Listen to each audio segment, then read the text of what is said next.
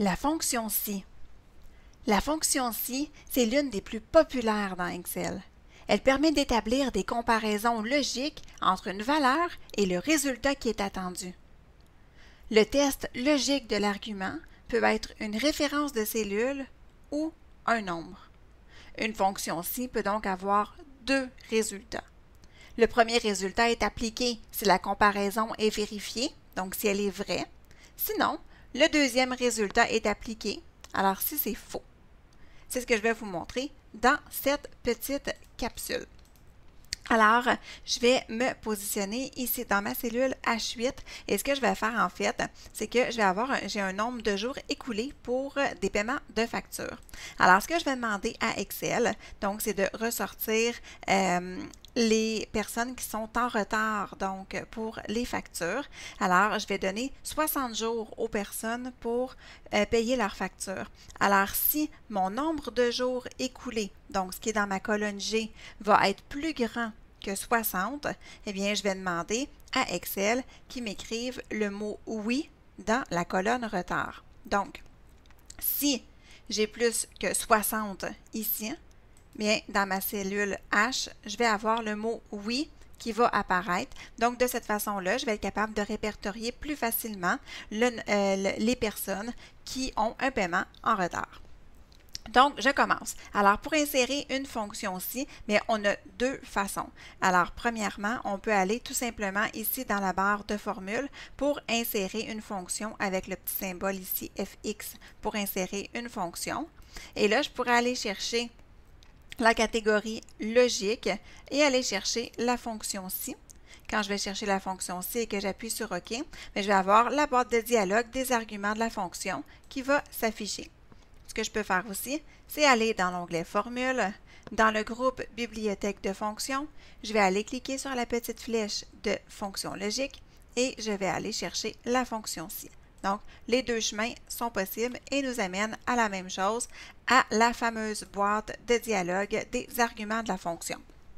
Dans mes arguments de fonction, j'ai trois choses qui sont super importantes. J'ai le test logique pour commencer. Alors, mon test logique, ça me le dit ici dans le bas, ça va vérifier si la condition est respectée et ça va renvoyer une valeur si le résultat d'une condition qu'on a spécifiée est vrai et une autre valeur si le résultat est faux. Donc ça, c'est pour mon test logique.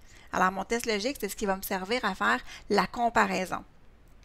Donc, une fois que je vais avoir entré mon test logique, mais là, je vais pouvoir entrer une valeur si vrai et je vais pouvoir entrer une valeur si faux. Donc, par exemple, si mon test logique est vrai, je vais écrire oui. Et si mon test logique est faux, je vais écrire non. On va le tester. Alors, dans mon test logique, je vais aller mettre, donc, si ma cellule G8 est plus grand, donc je vais utiliser un opérateur logique. Donc, si mon test logique, donc ma cellule G8 est plus grand, oups, comme ceci, que 60, donc, vous voyez que ça écrit déjà que c'est vrai. Donc, je peux déjà moi-même me valider. Donc, je le sais que 72, c'est plus grand que 60. Donc, si c'est vrai, ce que je vais faire, c'est que je vais demander à Excel qu'il m'écrive « oui » tout simplement dans la cellule. Et si c'est faux, bien là, je pourrais faire deux choses. Je pourrais lui dire « écris-moi non ». Sauf que ça va être un petit peu difficile de déterminer ou de trouver rapidement où est-ce que j'ai le mot « oui » qui va être écrit, étant donné que je vais avoir des mots qui vont être écrits partout. Je vais vous montrer qu'est-ce que ça va donner, puis je vais vous montrer un petit truc après.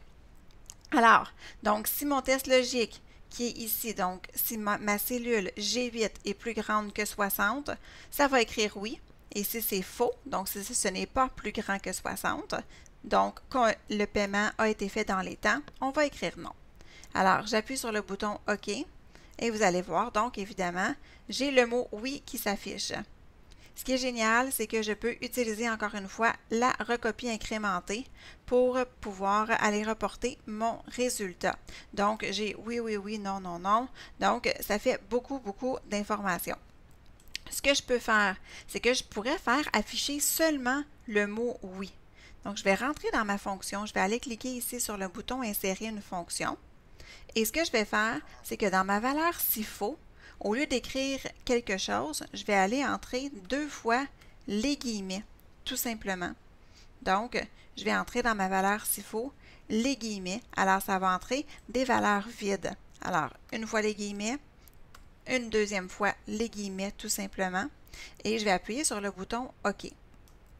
Vous le voyez ici aussi, évidemment, dans la barre de formule. J'aurais pu aller le modifier directement dans la barre de formule aussi, sans problème. Donc là, je vais refaire ma recopie incrémentée pour que vous puissiez voir la différence.